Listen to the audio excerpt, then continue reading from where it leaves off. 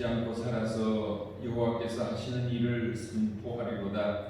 여호와께서 나를 심히 경책하셨어도 죽으면 넘기지 아니하셨도다.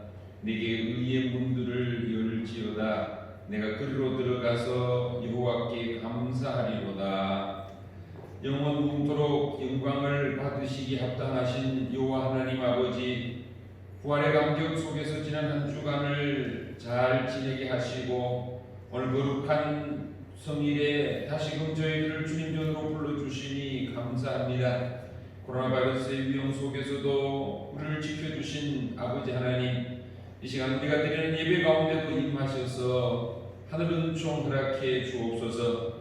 우리 주님 예수 그리스도 이름으로 기도드리옵나이다. 아멘. 다 같이 1장 찬송을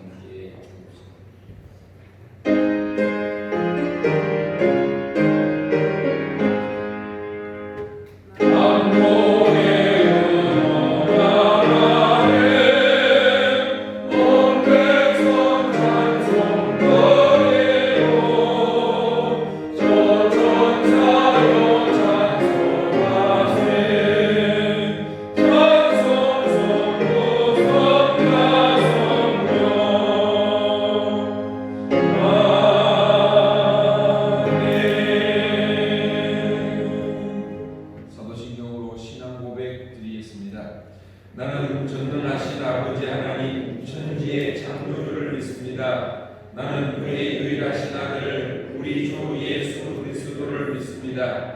그는 성령으로 잉태되어 동정녀 마리아에게서 나시고 본디오 빌라도에게 고난을 받아 십자가에 못 박혀 죽으시고 장사된 지 사흘 만에 죽은 자 가운데서 다시 살아나셨으며 하늘에 오르시어 전능하신 아버지 하나님 우편에 앉아 계시다가 거기로부터 살아있는 자와 죽은 자를 심판하러 오십니다. 나는 성령을 믿으며 거룩한 공교회와 성도의 교제와 죄를 용서받는 것과 몸의 부활과 영생을 믿습니다.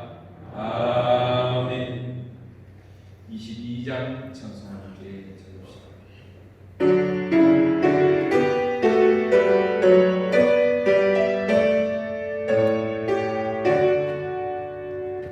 아무의 주 앞에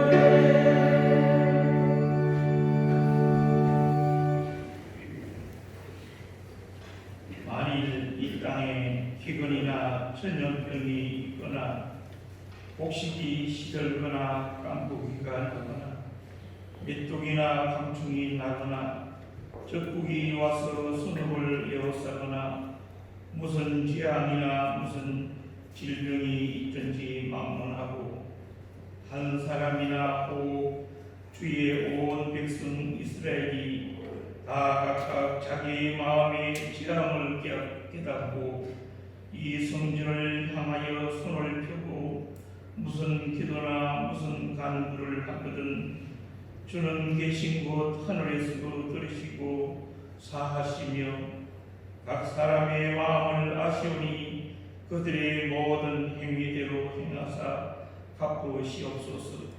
주만 홀로 사람의 마음을 다 아심이니이다. 그리하시면 그들이 주께서 우리 조상들에게 주신 땅에서 사는 동안에 항상 주를 경외하리이다.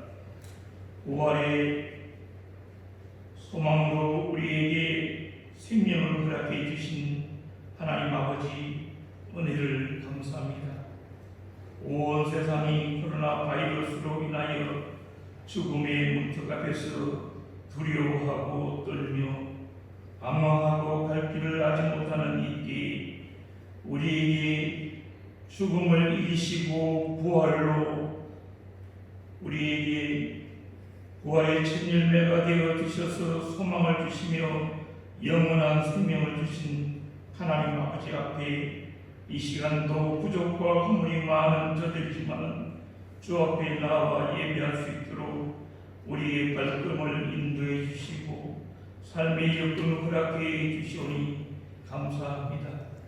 하나님, 우리의 생애가 짧든지 길든지 오직 하나님만이 우리의 소망이 되시며 하나님만이 우리의 자랑거리가 되며 하나님만이 우리가 기댈 은덕이요 피할 바위요 산성입니다. 하나님, 오늘도 우리에게 생명 주심을 기억하면서 주님 앞에 나와 엎드렸습니다. 하나님,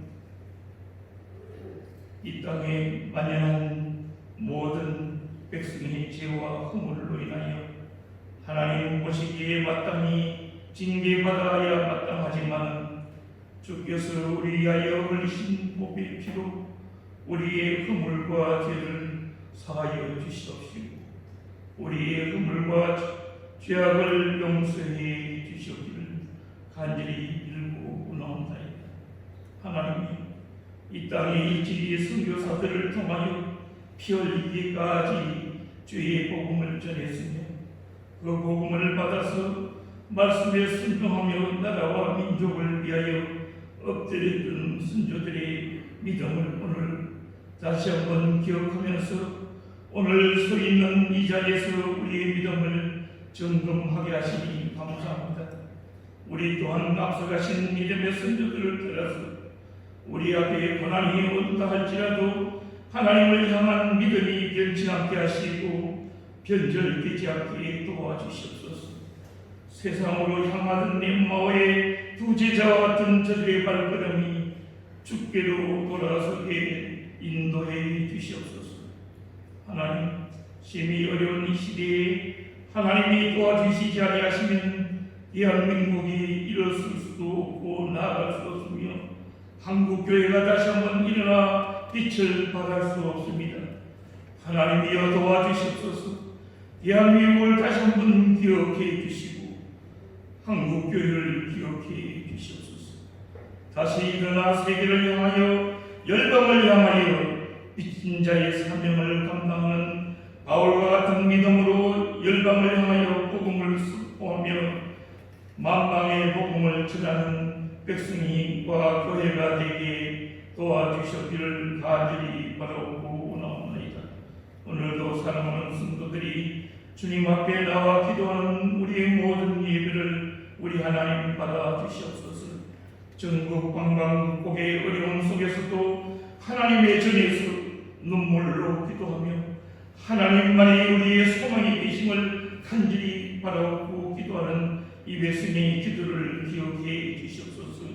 이스라엘 백성들이 국가적으로 큰 어려움에 처했을 때 미스바에 모여서 모여 기도하기를 힘쓸 때 하나님이 그 모든 문제를 해결해 주셨고 풀어주셨듯이 하나님이여 이 땅에 세우신 교회와 주의 사자들을 통하여 선포되는 말씀과 그 말씀에 아멘으로 하며 하나님 앞에 주의 긍휼과 자비를 간절히 사모하며 기도하는 이 백성의 눈물과 기도를 기억해 주시옵소서.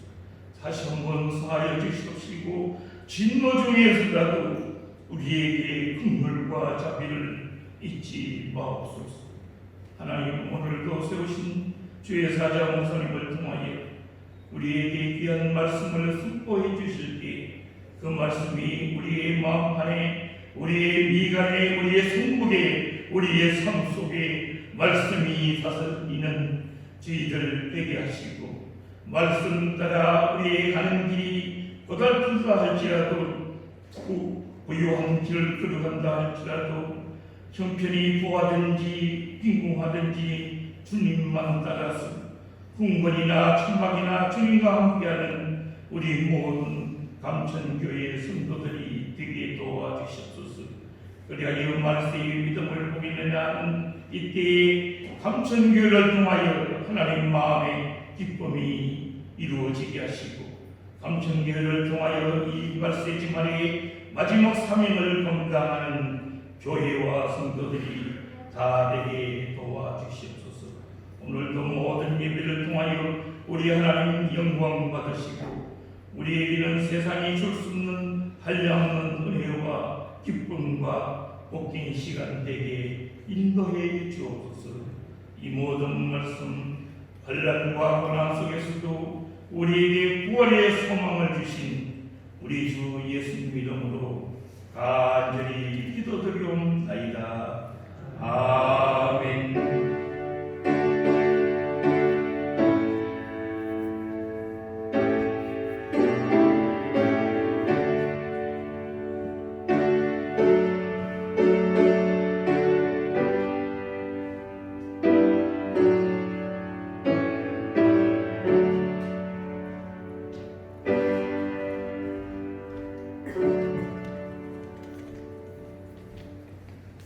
찬송가 433장 부르면서 준비하신 헌금 드리는 시간입니다.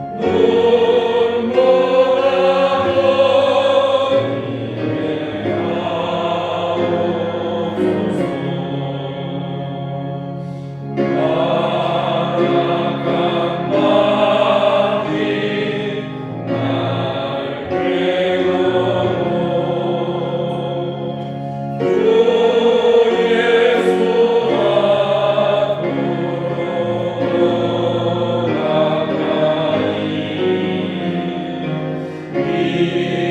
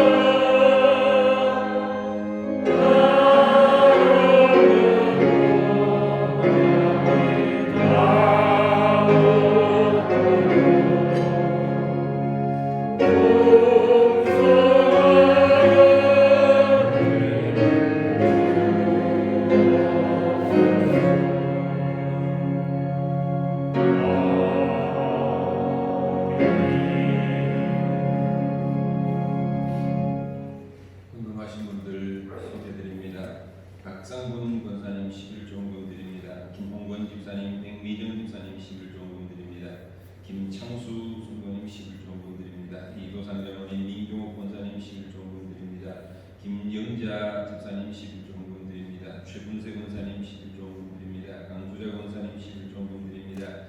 장임선 권사님 11조원금 드립니다. 김창렬 집사님, 백상화 집사님 11조원금 드립니다. 박소영 집사님 11조원금 드립니다. 김경희 집사님 11조원금 드립니다. 이도상 장로님, 민경옥 권사님 범사에 감사함의 예물 드립니다. 김영자 집사님 감사한금 드립니다. 박성gun 권사님 범사에 감사드립니다. 김홍건 집사님, 백미정 집사님 감사한금 드립니다. 김창열 집사님, 백상화 집사님 범사에 하나님께 감사드립니다. 이병석 집사님, 김경희 집사님 생일 감사한금 드립니다. 신옥순 권사님 생일 감사한금 드립니다. 한지영 집사님 감사한금 드립니다. 정규숙 집사님 감사한금 드립니다. 윤진수 권사님, 하나님 아버지 또한 하나님의 은혜 감사드립니다. 우리 힘이 되신 하나님께 더욱 선한 길로 인도하옵소서. 김영선 장로님, 한미란 권사님 감사한금 드립니다. 김종남 집사님, 이종순 권사님 축산 감사한금 드립니다. 박소영 집사님 범사에 감사합니다. 이름 없이 감사한금 드립니다. 김성근 집사님, 박보경 권사님 꽃꽂이 헌금 드립니다. 같이 기도드립시다. 우리를 사랑하신 여호와 아버지 하나님, 하나님의 크신 사랑과 은총을 감사드립니다. 지난 한 주간도 하나님께서 지켜 인도하시고 돌보셔서 세계적으로 힘들고 어려운 코로나 바이러스 위기 속에서도 잘 지나게 하여 주시고 하나님의 은혜 속에 지나게 하심을 감사드립니다. 이 시간 거룩한 성일을 맞이해서 주님 전을 찾게 하여 주시고 하나님 앞에 영과 진리로 예배드리게 하신 아버지 하나님, 주님 전에 찾을 때 빈손으로 나오지 않게 하여 주시고 예물 드려 감사하게 하신 하나님의 백성들을 하나님이 기억해 주시고 이들의 삶을 주관해 주시옵소서. 들어가도 나가도 복받게 해 주시고 어느 곳에든지 어떤 형편에 처해 있든지 늘 하나님의 돌보심과 하나님의 은총 속에 늘 강건하게 해주시고 평안하게 해 주옵소서. 모든 하는 일들이 형통케 해 주시기만을 간절히 빌고 원합니다. 부르짖어 기도하는 바가 응답되게 해 주시고 계획하고 추진하는 일들이 형통케 해 주시옵소서. 항상 하나님의 돌보심 속에 하나님의 은혜를 감사하며 살아가게 해 주시고 더 큰 감사와 더 많은 감사가 넘치도록 하나님과 함께 해 주옵소서. 삶을 주께서 주관하셔서 풍성하게 해주시고 강건케 해주시기만을 빌고 원합니다. 이 영혼이 쓰여지는 곳마다 오병이의 기적이 나타나게 해주시고 하나님 나라가 확장되게 해 주시옵소서. 들어지는 심령들 속에 주님께서 은혜 허락해 주옵시기만을 빌고 원합니다. 얻은 것에 11조를 드리며 범사에 감사하며 꽃꽂이 헌금을 드립니다. 주일 헌금을 드리고 성결을 바치고 성교 헌금을 드립니다. 들어지는 모든 손길들을 하나님이 기억하시며 하늘복으로 복내려 주시옵소서. 귀한 예물 하나님께서 기뻐 받으심을 믿사오며 예수님 이름으로 감사기도 드리옵나이다. 아멘.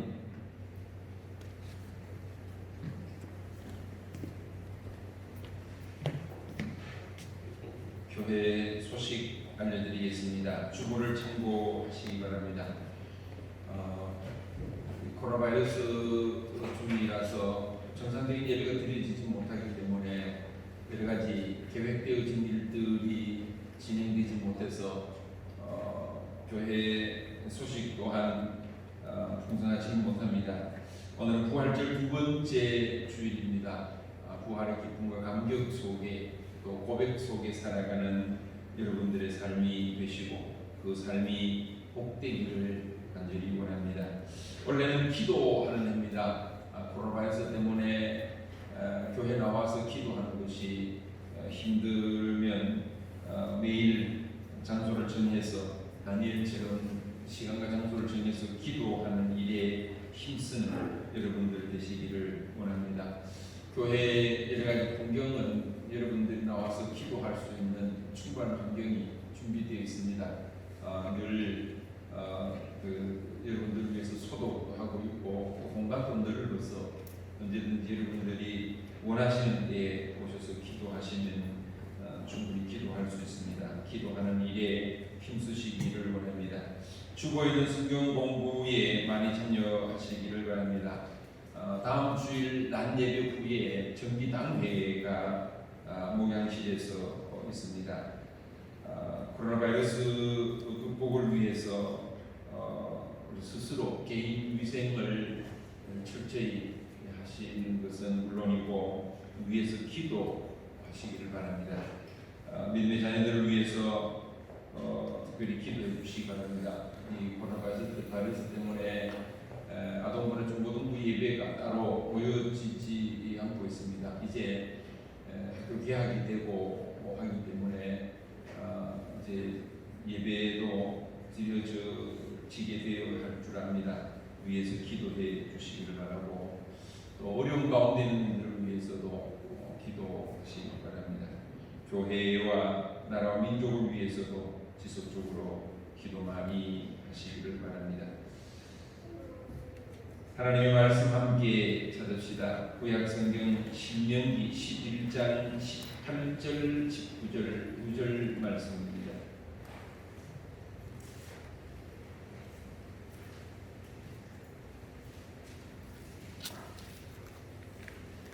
제가 보는 성경 제 구약성경 279쪽입니다.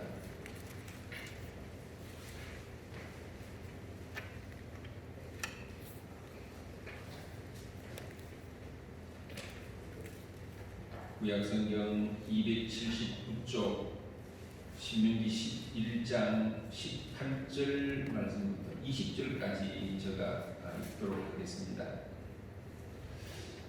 이 계시 말씀을 봉독할 때 살아 역사하시는 하나님의 음성 들으시기를 원합니다.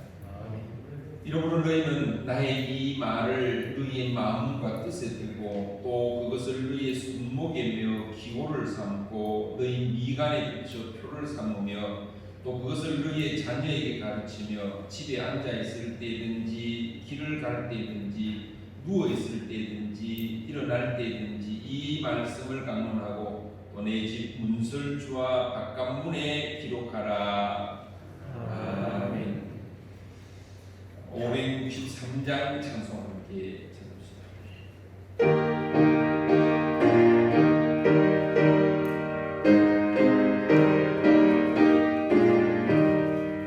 예수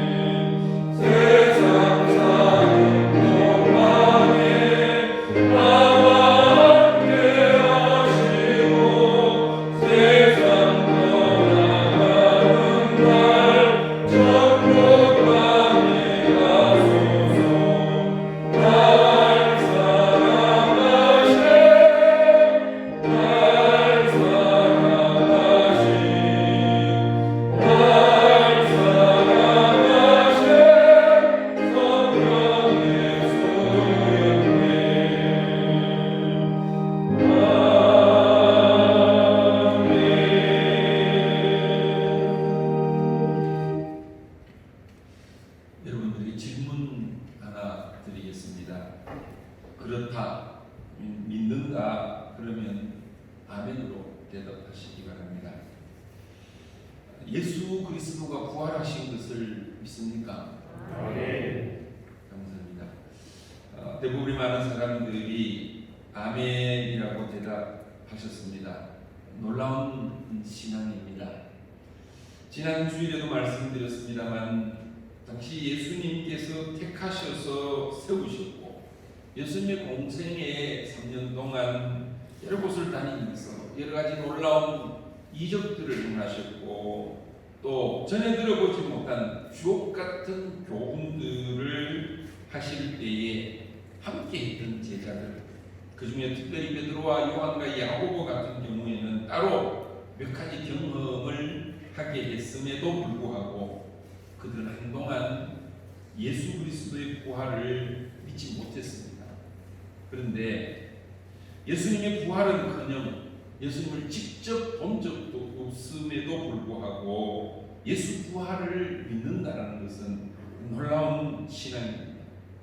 혹시 방금 대부분의 많은 사람들이 다 아멘 했습니다만 아멘을 미처 하지 못한 사람들 가운데는 속으로는 믿지만은 이 박자를 잘못 맞춰가지고 다른 사람이 아멘 할 때에 아멘 하지 못한 사람이 있을 수도 있습니다. 그들도 마찬가지로 놀라운 신앙입니다. 아멘이라고 대답하지 못한 사람들 가운데에는 솔직히 예수님이 부활하신 것이 믿어지지 않는 사람도 있을 겁니다. 또 어떤 사람들 가운데는 아멘이라고 하긴 했는데 확신이 없는 그런 사람도 있을 수 있습니다. 걱정할 필요 없습니다. 지금 당장은 믿어지지 않지만 곧 믿어질 것이기 때문입니다. 당시 제자들도 그랬습니다. 며칠 동안 믿지 못했었습니다. 몇 시간부터 시작해서 며칠 동안 예수 그리스도의 부활을 믿지 못했는데 나중에는 부활신앙으로 똘똘 뭉쳤습니다. 부활신앙 때문에 목숨도 주저하지 않았습니다. 담대함을 가졌습니다. 예수님과 함께 했던 제자들도 처음에는 못 믿었지만 나중에 믿게 되었는데 예수 그리스도를 보지 않고 또 부활을 직접 경험하지 않은 우리들이 지금 믿어지지 않는 것은 어쩌면 자연스러운 겁니다. 그리고 멀지 않아서 우리도 확신을 갖게 될 줄로 믿습니다. 지난 주일이 부활주일이었습니다. 교회력으로 말하면 오늘 부활절 두 번째 주일입니다. 역사적인 사건을 시간적으로 말하자면 오늘은 예수님이 부활하신 후 8일째가 되는 날입니다. 예수님 당시에 부활하신 후에 8일째 되던 날에는 어떤 일이 일어났었는가 성경책을 쭉 찾아봤습니다. 부활 후의 사건을 요한복음이 다른 복음서보다 좀 더 상세하게 좀 더 많은 양을 기록하고 있습니다. 거기 보면 안식 후 첫날 막달라 마리아가 예수님 무덤에 갔다가 무덤 문이 열려 있고 돌이 옮겨져 있는 것을 봤습니다. 그래서 급하게 베드로와 예수님께서 사랑하시던 제자에게 알렸습니다. 그 제자 둘이 막달라 마리아 이야기를 듣고 급하게 달려가서 무덤에 가서 보니 무덤이 비어 있었습니다. 무덤 문이 열려 있고 빈 무덤인 것을 확인하고 각기 집으로 돌아갔습니다. 그런데 마리아는 밖에서 계속해서 울고 있었습니다. 이 어쩐 일이냐? 예수님의 시체가 사라졌다. 그래서 울고 있다가 부활하신 예수님을 만나게 됩니다. 그리고 그 사실을 다시 제자들에게 달려가서 알리게 됩니다. 그날 저녁에 12명의 제자 중에서 가룟 유다와 도마가 빠진 10명의 제자들이 유대인들을 두려워해서 문을 닫고 있었는데 분명히 문이 닫혔는데도 그들 가운데 예수님이 오셨고 평안하냐고 물으셨습니다. 부활하신 예수 그리스도를 그들이 만났습니다. 예수 그리스도의 부활을 확신하는 순간이었습니다. 웨스트콧이라는 신학자가 부활 사건을 시간별로 추측했습니다. 물론 성경을 근거로 해서 추측을 했는데, 막달라 마리아가 처음 무덤에 갔을 때가 새벽 5시쯤 되었을 것이다. 그렇게 웨스트콧은 추측을 합니다. 그리고 막달라 마리아가 울다가 부활하신 예수님을 만났을 때가 아침 7시쯤 되었을 것이다. 그렇게 이야기를 합니다. 그리고 두 제자가 엠마오로 가다가 함께 가는 예수님과 저녁이 되어서 유숙하게 됩니다. 예수님은 더 가자 그랬지만 그들이 만류해서 유숙하게 됐는데, 저녁 먹다가 예수님인 것을 알게 됐습니다. 그래서 급하게 다시 뛰어 올라가 예수님의 제자들에게 부활하신 예수님을 만났다고 이야기하게 됩니다. 그런데 그 사이에 예수님이 제자들 10명의 제자들에게 나타나시는데, 그때가 저녁 8시쯤 되었다. 그러니까 엠마오로 가던 두 제자를 만났을 때가 저녁 먹기 전까지, 그러니까 오후 4시에서 한 6시쯤 되었었고, 그다음 예수님께서 제자들을 만났을 때가 저녁 8시쯤 되었을 것이다.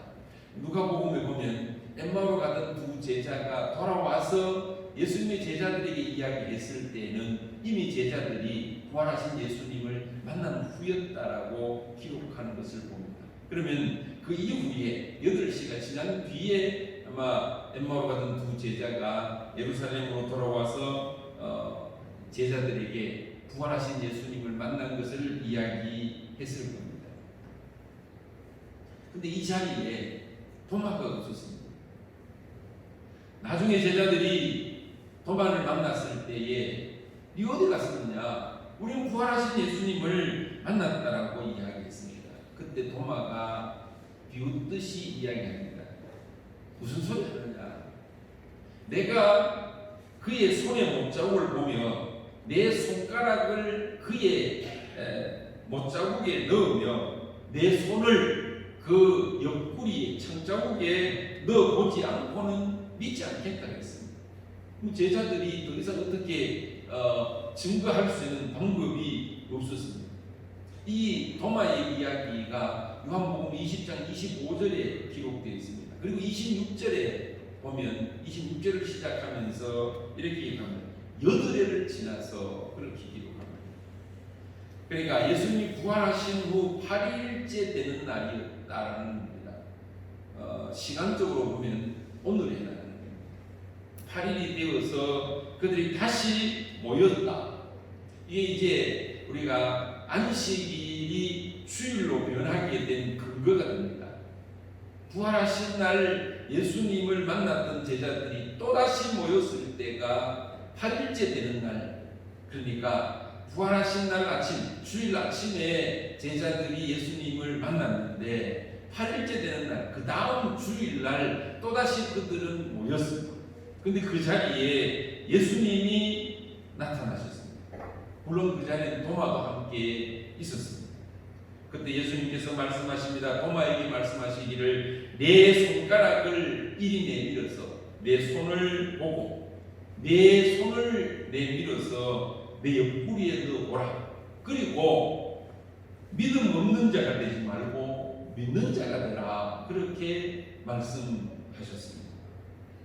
중요한 것은 부활절 두 번째 주일에도 제자 가운데는 예수 그리스도의 부활을 못 믿는 사람, 즉 도마가 있었다는 겁니다. 시간적으로도 그렇고 상황적으로도 그렇고 우리가 예수 그리스도의 부활이 믿어지지 않는 것은 크게 잘못된 게 아닙니다. 다만 안 믿던 도마에게 예수님께서 나타나셔서 말씀하시기를 보지 못하고 믿는 자들은 복되도다 말씀하셨습니다. 처음에 제가 여러분들에게 질문했을 때 여러분들이 아멘으로 대답했는데 그렇게 확신 가운데 대답하신 여러분들은 복된 삶을 살고 있는 겁니다. 이 시간 제가 말씀드리고자 하는 것은 왜 당시에 예수님으로부터 택함 받았던 제자들이 예수님의 부활 소식을 들었을 때에 믿지 못했는가? 솔직하게 제가 지난 주일 설교를 하고 난 뒤에 저 나름대로 성경을 찾으면서 여기에 대한 답을 좀 찾아보려고 성경책을 뒤적였습니다. 마태복음부터 시작해가지고 부활 사건에 대한 이야기들, 또 그 전에 예수님께서 부활을 제자들이 이야기하실 때부터 쭉 살펴봤습니다. 그런데 그 말씀을 살피던 중에 지난 주일에도 말씀드렸습니다만 마태복음에 보면 심지어 대제사장들과 장로들은 예수님께서 평상시에 내가 고난받고 부활할 것이다 라고 말씀하신 것을 믿은 것으로 되어 있습니다. 마태복음 28장 1절부터 15절에 보면 무덤을 지키던 경비병들이 지진으로 무덤 문이 열리고 또 무덤 속에 있던 예수님의 시신이 사라진 것을 경비병들이 봤습니다. 그래서 그걸 대제사장에게 보고했을 때 대제사장들이 장로들을 불러서 의논합니다. 그리고 자기들에게 보고하는 그 군인들에게 돈을 주면서 말을 입에 넣어줍니다. 제자들이 밤에 와서 우리가 잘 때에 도둑질 해갔다 그렇게 소문내라 그랬습니다. 대제사장들이 군병들이 보고했을 때 지진이 났습니다. 무덤 문이 열려 있었고 들어가 보니까 예수님의 시체가 없어졌습니다. 그때에 대제사장이나 장로들은 무덤으로 쫓아가지 않았습니다.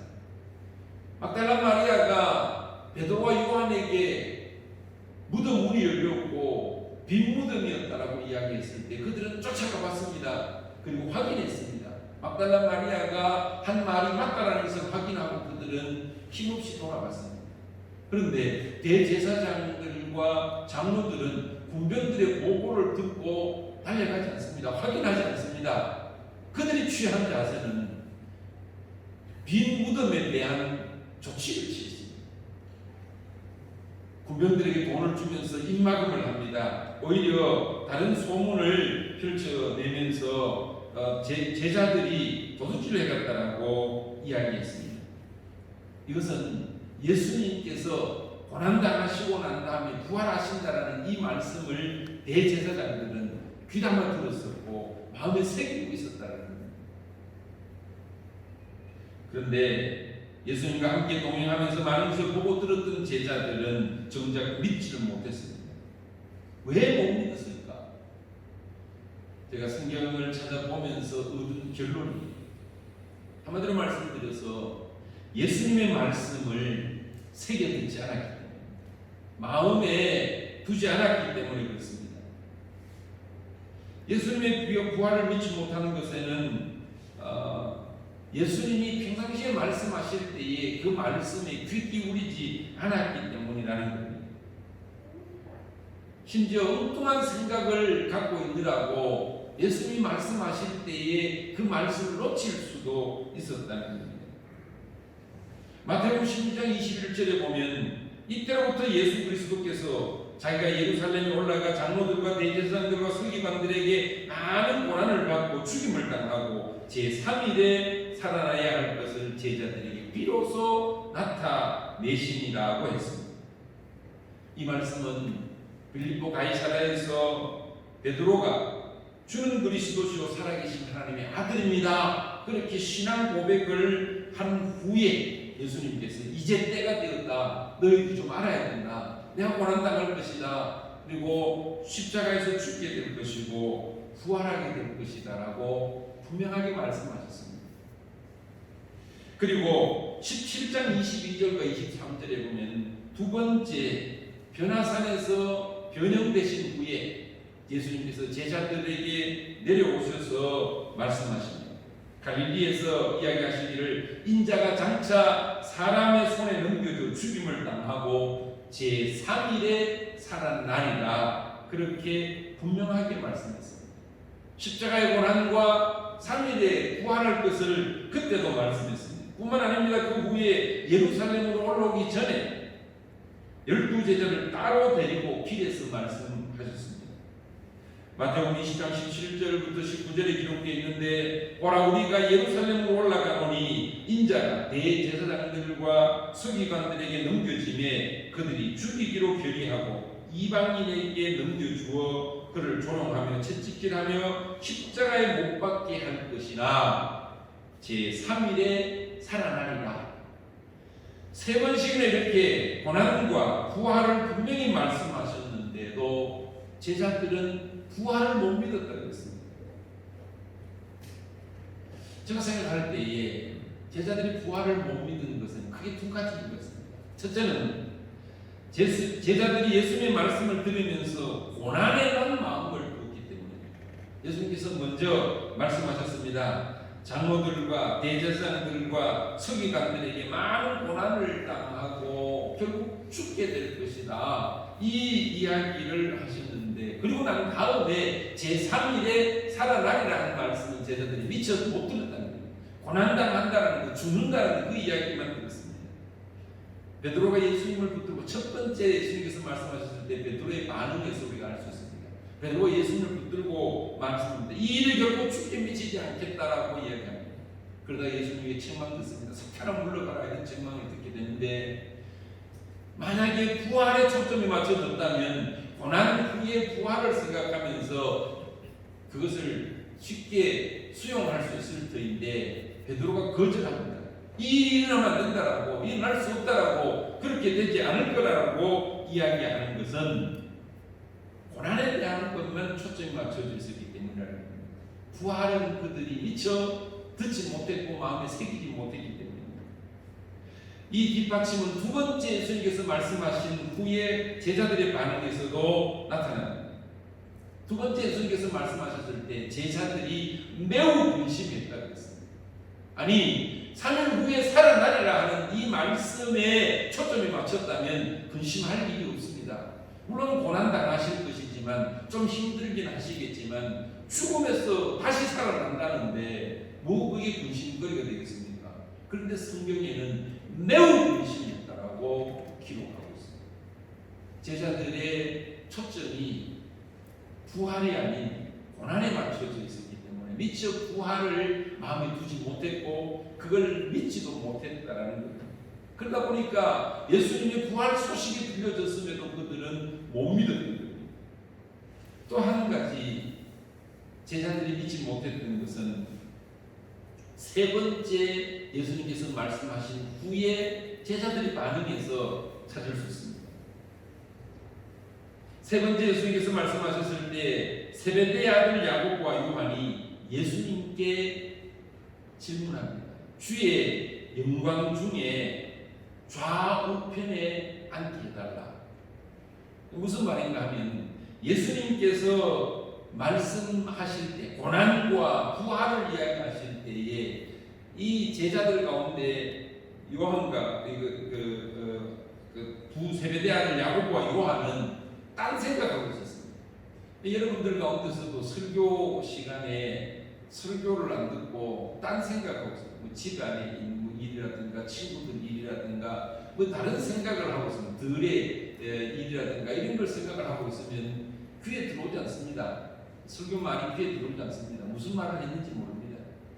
텔레비전을 보면서 연속곡을 보면서 전화하면서 여자들은 뭐 멀티적이라 그래서 전화하면서도 드라마를 다 이해한다 그러는데 제가 그 여자 입장이 돼 보지 않아서 모르겠습니다. 남자들은 그게 불가능합니다. 전화 받을 때는 전화만 집중되지 눈앞에 보이는 화면에 드라마의 그 줄거리는 이해가 되지 않습니다. 그런데 이런 식으로 제자들 가운데 이 야고보와 요한 같은 경우에는 마음이 딴 데 있었습니다. 주님의 영광 가운데 좌우편에 앉게 달라. 이게 지금 생각이 딴 데 있었습니다. 물론 그 이야기 들은 제자들이 같이 또 시기합니다. 질투합니다. 아니 지금 예수님은 고난에 대한 이야기와 부활에 대한 놀라운 이야기를 하고 계시는데 제자들이 딴 생각을 하고 있다 보니까 엉뚱한 문제 가지고 다투고 서로 시기하는 이런 일들이 일어났다는 거예요. 이런 마음 속에서 예수 그리스도의 부활을 이해할 수도 없고 그를 마음에 새길 수도 없고 그래서 그들은 믿지 못했던 것입니다. 오늘 본문 말씀에 이 말을 너희 마음과 뜻에 두고라고 18절 말씀에 기록되어 있습니다. 신명기 6장 4절부터 9절까지의 오늘 본문 말씀과 똑같은 이야기가 거기 기록되어 있습니다. 근데 거기 좀 더 상세하게 기록되어 있는데 거기 6절에 보면 이렇게 얘기합니다. 오늘 내가 네게 명하는 이 말씀을 너는 마음에 새기고 이렇게 기록하고 있습니다. 마음과 뜻에 두고라는 말을 마음에 새겨라 그렇게 말씀하고 있다는 거예요. 그러니까 하나님의 말씀을 마음에 새겨 듣지 않으면 제자들과 같은 결과를 가져오게 됩니다. 수많은 말씀들이 있습니다. 그런데 그 말씀 한마디 한마디를 여러분들 마음속에 새겨 들을 수 있어요. 실제로 이스라엘 백성들이 아수르나 바벨론으로 포로가 되어 잡혀가고 나라가 망하게 된 것은 하나님의 말씀을 마음에 새기지 않았기 때문입니다. 하나님은 끊임없이 선지자들을 통해서 모세 이후에 선지자들을 통해서 말씀하셨습니다. 하나님의 말씀을 떠나지 말라고, 말씀을 마음에 새기고 살아가라고. 특히 신명기에는 하나님의 말씀을 지키면 복받고 하나님의 말씀을 불순종하면 저주받는다라는 말씀으로 가득 차 있습니다. 그리고 실질적으로 신구약 성경 전체 내용의 핵심은 바로 거기 있습니다. 하나님의 말씀을 순종하고 말씀을 마음에 새기고 지켜 행하면 복된 삶을 살게 될 것이고 말씀을 떠난 삶을 살면 저주 아래 놓이게 된다고 말씀하고 있습니다. 많은 이스라엘 백성들이 세속적인 것에 마음을 빼앗기거나 이방인 온갖 우상의 마음이 빼앗겨서 하나님의 말씀을 마음에 미쳐 새기지 못했습니다. 그 결과 그들은 나라를 잃어버리고 나라가 속된 표현을 쫄딱 망하는 그런 결과를 초래했던 것입니다. 오늘 우리는 부활절 두 번째 주일을 맞이하면서 우리 스스로를 돌아봐야 합니다. 오늘 우리는 하나님의 말씀을 얼마나 많이 마음속에 새기며 마음과 뜻에 두고 있는가 하는 것을 생각해 봐야 합니다. 제자들이 부활하신 예수를 못 믿었던 그 모습을 통해서 오늘 우리는 우리의 모습을 돌아볼 수 있어요. 그리고 예수 그리스도의 부활을 믿어야 합니다. 뿐만 아니라 예수님께서 다시 오신다고 말씀하신 재림도 믿어야 합니다. 그 외에도 성경 말씀을 지키면 복받는다라고 말씀하시는 그 말씀 다 우리가 믿어야 합니다. 마음에 새겨야 합니다. 마음과 뜻에 그 말씀들을 두어야 합니다. 그럴 때에 우리는 하늘 복 가운데 거하게 됩니다.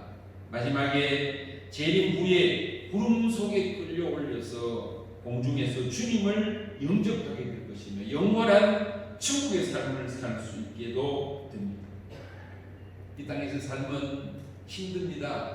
어렵습니다. 때로는 두려움이 있습니다. 근심과 걱정 가운데 살 때도 있습니다.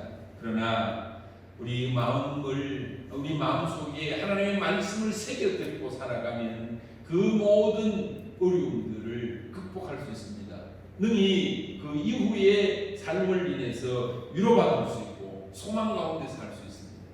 하나님, 우리 모두는 하나님의 말씀을 마음과 뜻에 두고 마음의 새김으로 믿음의 삶을 살아서 하늘 복 가운데 거하시기를 간절히 기원합니다. 기도드리겠습니다. 자, 그러신 아버지 하나님께서 우리를 사랑하시사 심히 어려운 상황 속에서도 하나님 저를 찾게 하여 주시고 예배드리게 하심을 감사합니다. 이 한 시간 하나님 앞에 예배드리는 사랑하는 하나님의 백성들을 기억해 주시사 하나님의 말씀을 마음과 뜻에 두고 마음의 새김으로 말미암아 하늘 복 가운데 거하는 하나님의 사람들 되게 하옵소서. 예수님 이름으로 기도드리옵나이다. 아멘. 다 자리에 일어서셔서 주인분들과 인사 나눌 때에 하나님의 말씀을 마음에 새깁시다. 좀 깁니다. 그리고 여러분들이 하나님의 말씀을 마음에 새김으로 하는 복 가운데 그한 하나님의 사람들이 다 되시기를 간절히 기원합니다. 453장 찬송 함께